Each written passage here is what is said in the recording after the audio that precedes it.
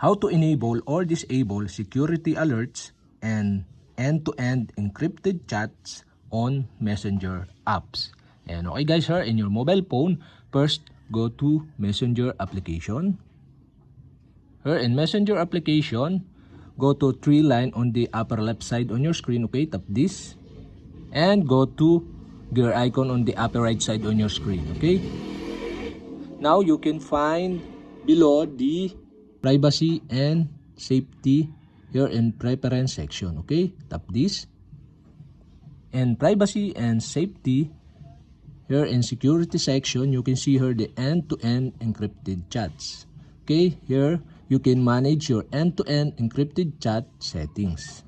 So you can go to this and you can see here the security alerts. Okay, if this enable, see when someone security key change. So you can tap this and you can see the switch button to enable the security alerts. Okay, you'll have to do is switch on this to enable. If this enable, show alert in the chat when a contact key change.